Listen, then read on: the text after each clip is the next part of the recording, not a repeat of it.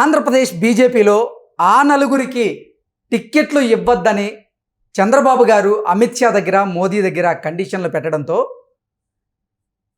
కమలనాథులు కూడా వారికి టిక్కెట్ ఇవ్వలేనదని దాంతో ఆ నలుగురు ఇప్పుడు భారతీయ జనతా పార్టీని వీడి వైఎస్ఆర్సీపీలోకి చేరబోతున్నారు అంటూ కూడా ఒక వార్త ఇప్పుడు సోషల్ మీడియాలో చక్కర్లు కొడుతున్నటువంటి నేపథ్యంలో అసలు ఈ వార్తలో వాస్తవం ఉందా, ఉంటే ఆ నలుగురు ఎవరు అనే అంశానికి సంబంధించి మనతో మాట్లాడేందుకు ప్రముఖ రాజకీయ విశ్లేషకులు, ప్రముఖ సీనియర్ జర్నలిస్ట్ సిఎస్ రావు గారు మనతో ఉన్నారు. సార్తో మాట్లాడు. సార్ నమస్తే. సార్ నమస్తే. సార్, ఆ నలుగురికి బీజేపీలో టికెట్ రాకుండా చంద్రబాబు గారు ఢిల్లీ కేంద్రంగా చక్రం తిప్పారని, అందుకే ఇప్పుడు ఆ నలుగురు భారతీయ జనతా పార్టీని వీడి వైఎస్ఆర్సీపీలోకి వెళ్ళబోతున్నారు అంటూ కూడా ఒక వార్త ఇప్పుడు సోషల్ మీడియాలో చక్కర కొడుతూ ఉంది. ఏంటి సార్, నిజంగా ఆ వార్తలో వాస్తవం ఉందా? ఒకవేళ వాస్తవం ఉంటే ఆ నలుగురు ఎవరు అంటే ఏం చెప్తారు? సో ఒకటేంటంటే తెలుగుదేశం పార్టీ జాతీయ అధ్యక్షుడు చంద్రబాబు నాయుడు వ్యక్తిగతంగా XYZ వాళ్ళు వద్దు అని చెప్పి చెప్పరు. కూటమిలో ఎవరు తీసుకున్నా కానీ, అసెంబ్లీ తీసుకున్నా లేదా లోక్సభ తీసుకున్నా, గెలవాలి, గెలిచే అభ్యర్థులకు ఇవ్వాలి అనేది ఆయన అభిప్రాయం. ఆ మేరకు బీజేపీతోటి పొత్తులో ఉన్నారు కాబట్టి బీజేపీకి సంబంధించినటువంటి హైకమాండ్కి ఎక్స్ప్లెయిన్ చేసేటువంటి ప్రయత్నం చంద్రబాబు నాయుడు చేస్తారు. Conditions better. ఇప్పుడే కాదు, అసలు ఆయన కండిషన్స్ పెట్టి లేదంటే ఇంకొకరి మీద కక్ష పెట్టుకొని ఆ కక్ష సాధింపు చర్యలు తీసుకు వెళ్ళరు. వెళ్ళే పని అసలు ఈ పరిస్థితి ఉండదు. చంద్రబాబు నాయుడుకి కక్ష సాధింపు దిశగా రాజకీయాలను కనుక చేసే ఆలోచన చంద్రబాబు నాయుడుకి 10% ఉన్నా ఇవాళ ఆయనకి ఈ పరిస్థితి రాదు. ఆయన ఉన్నంతకాలం ఆయన సీఎంగా ఉండేవాళ్ళు. ఆయన కక్ష సాధింపు మనిషి కాదు. ప్లస్ XYZ గురించి ఆయన ఆలోచించరు, ఒక వ్యవస్థ గురించి ఆలోచిస్తారు. కాబట్టి ఇప్పుడు కూటమి అభ్యర్థులు అనేది ఆయన చూస్తూ ఉంటారు. ఆయన లుక్ ఇప్పుడు కూడా కూటమి అభ్యర్థులు. ఎందుకంటే మనం చూసుకుంటే కనుక ఇప్పుడు కుప్పం సభలో ప్రసంగంలో కానీ, మళ్ళీ నిన్న మదనపల్లి సభలో కానీ ఆయన కూటమి అభ్యర్థుల్ని గెలిపించండి అంటున్నారు. అక్కడ యాక్చువల్గా అక్కడ నుంచి తెలుగుదేశం పార్టీ అభ్యర్థులే, కానీ తెలుగుదేశం పార్టీని గెలిపించండి అని చెప్పి చెప్పొచ్చు. కానీ కూటమి అభ్యర్థిగా దిగుతున్నారు. కూటమి అభ్యర్థుల్ని నిలబెట్టండి, కూటమి అభ్యర్థులకు సంబంధించి మీరు గెలిపించండి అని చెప్తున్నారు. అంతే తప్ప ఒక పార్టీ పరంగా ఆయన చెప్పట్లేదు. సో కాబట్టి ఇక్కడ మనం గమనిస్తే కనుక ఆ నలుగురిని చంద్రబాబు నాయుడు వద్దన్నారు, అందుకే వాళ్ళకి ఇవ్వలేదు అనేటువంటిది ఒకటి ఉంది కదా. సో ఆ నలుగురిని ఆయనేం వద్దని కండిషన్స్ బీజేపీ అధిష్టానం మీద పెట్టి ఉండరు. కానీ సర్వేలు మాత్రం ప్రొజెక్ట్ చేస్తుంటారు. జనసేన సర్వేలు చేసుకుంది, బీజేపీ సర్వే చేసుకుంది, తెలుగుదేశం పార్టీ సర్వే చేసింది. ఈ సర్వేలని ప్రొజెక్ట్ చేస్తుంటారు. ప్రొజెక్ట్ చేసినప్పుడు వాళ్ళు దాంట్లో ఫిట్ అయి ఉండరు. సో దాంట్లో భాగంగా వాళ్ళు టికెట్ని కోల్పోయినటువంటి వాళ్ళు సహజంగా బీజేపీలో వైఎస్ఆర్ కాంగ్రెస్ పార్టీకి కోట్లుగా ఉన్నారు, వైఎస్ఆర్ కాంగ్రెస్ పార్టీ కోట్లుగా బీజేపీలో వ్యవహరిస్తున్నారు అనేది వాళ్ళ మీద ఎప్పటి నుంచో ముద్ర ఉంది. ఆ ముద్ర ఉన్నటువంటి క్రమంలో చంద్రబాబు నాయుడే వాళ్ళని పక్కన పెట్టేశారు. వాళ్ళని వద్దని అధిష్టానం చెప్పాడు బీజేపీ అధిష్టానానికి, అందుకే వాళ్ళని పక్కన పెట్టేశారు అనేటువంటిది ఇప్పుడు అభిప్రాయం బలపడుతుంది. అయితే ఇప్పుడు ఆ నలుగురు ఏంటి, బీజేపీలో కొనసాగే అవకాశం ఉందా లేదంటే జంప్ అవుతారా అనేటువంటిది ఇప్పుడు నడుస్తూ ఉంది. సో బీజేపీలో కొనసాగడానికి వాళ్ళకి ఇప్పుడు భవిష్యత్తు కనిపించట్లా. ఎందుకనంటే రాబోయేటువంటి రోజుల్లో పోటీ చేయడానికి ఏమో అవకాశం లేదు. ఆల్రెడీ బీజేపీకి సంబంధించినటువంటి బీజేపీకి షేరింగ్లో వచ్చినటువంటి 6 ఎంపీ స్థానాలు, అలాగే 10 అసెంబ్లీ స్థానాలు అభ్యర్థులు ప్రకటించేశారు.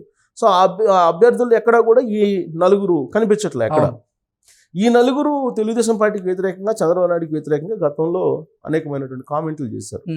ప్లస్ ఈ పొత్తు అనేది, కూటమి అనే దాన్ని కూడా వ్యతిరేకిస్తూ దీన్ని విచ్ఛిన్నం చేయడానికి వైఎస్ఆర్ కాంగ్రెస్ పార్టీ ఏ ప్రయత్నం చేసిందో అంతకంటే ఎక్కువగా ఈ నలుగురు ప్రయత్నం చేశారు అనేది బీజేపీ అధిష్టానానికి కూడా తెలుసు. అందుకే ఇప్పుడు వీళ్ళు ఎక్కడికైనా వెళ్తారు అనేటువంటి ప్రచారం జరుగుతున్నప్పటికి కూడా బీజేపీ అధిష్టానం చాలా లైట్గా తీసుకుంది. అంటే పొమ్మం లేక పొగ పెడుతుంది. ఏది బీజేపీ కూడా. ఇక తెలుగుదేశం పార్టీ అయితే పొమ్మని చెప్పిద్ది వాళ్ళని. ఎందుకంటే ఉన్నా కానీ నష్టమే కదా, మీరు బీజేపీలో ఉన్నా కానీ కూటమికి అయితే పనిచేయరు, వైఎస్ఆర్ కాంగ్రెస్ పార్టీకి పనిచేస్తారు కదా అనే యాంగిల్లో వాళ్ళు పట్టించుకోవట్లా. అంటే జనసేన కూడా అదే పరిస్థితి. జనసేన కూడా వాళ్ళని పట్టించుకోదు. ప్లస్ జనసేన పవన్ కళ్యాణ్నే డ్యామేజ్ చేసేటువంటి ప్రయత్నం వాళ్ళు అనేక సందర్భాల్లో చేశారు. కాబట్టి జనసేన బొమ్మ ఉంటుంది, తెలుగుదేశం పార్టీ బొమ్మ ఉంటుంది, బీజేపీ పొమ్మలు లేక పొగబెడుతుంది వాళ్ళకి.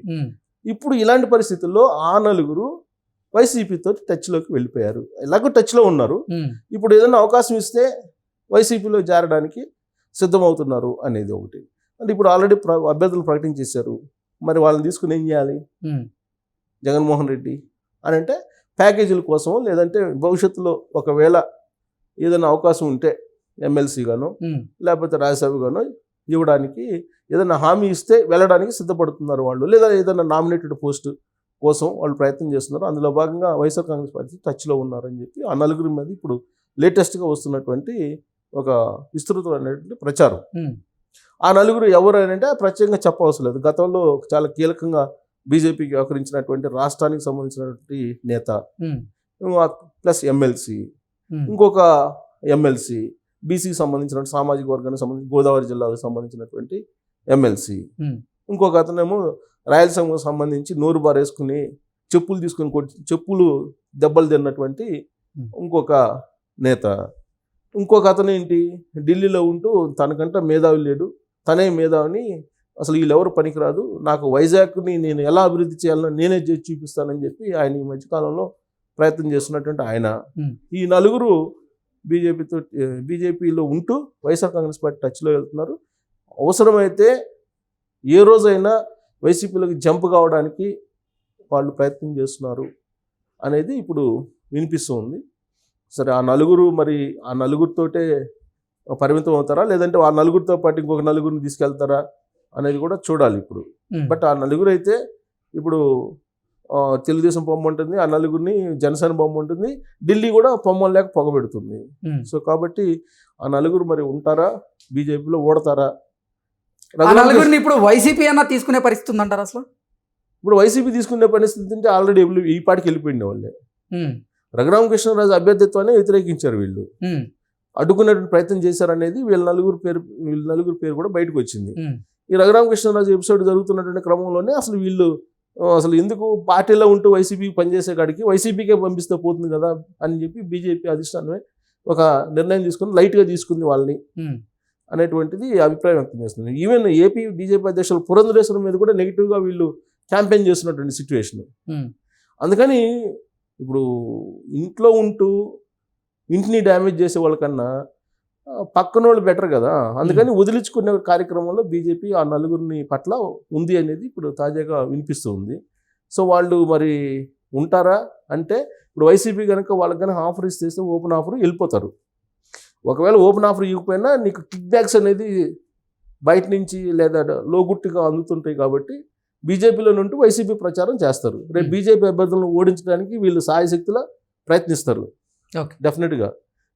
ఇప్పుడు ఆల్రెడీ వాళ్ళకి లేదు కదా, 10 అసెంబ్లీలు అనౌన్స్ చేసిన తర్వాత ఆ నలుగురికి అసలు ఎక్కడా కూడా లేదు, ప్రతిపాదనే లేదు అసలు. అంటే బీజేపీలో వాళ్ళు జీరో అయిపోయారు. సో కాబట్టి ఇప్పుడు ఒకటే మార్గం, వెళ్ళడమా లేదంటే కిక్ బ్యాక్స్ లేకపోతే ఇతరత్ర లోపాయికారి వ్యవహారాలకి పాల్పడి వైసీపీకి సపోర్ట్ చేయటం, ఈ రెండే ఆప్షన్స్ వాళ్ళకి. బట్ ఇప్పుడున్న పరిస్థితుల్లో కనుక వైసీపీకి కూడా అవసరం కాబట్టి బహుశా వాళ్ళని తీసుకునే అవకాశం కూడా ఉంది. వైసీపీ తీసుకుని ఏదన్నా ఫర్దర్గా తర్వాత ఏదన్నా నామినేటెడ్ పోస్టులు ఇస్తామని ఆఫర్ ఇస్తే కనుక వీళ్ళు వెళ్ళిపోయేటువంటి అవకాశం కూడా ఉంది. వదిలించుకోవడానికి కూడా బీజేపీ సిద్ధంగా ఉంది. Okay sir, thank you.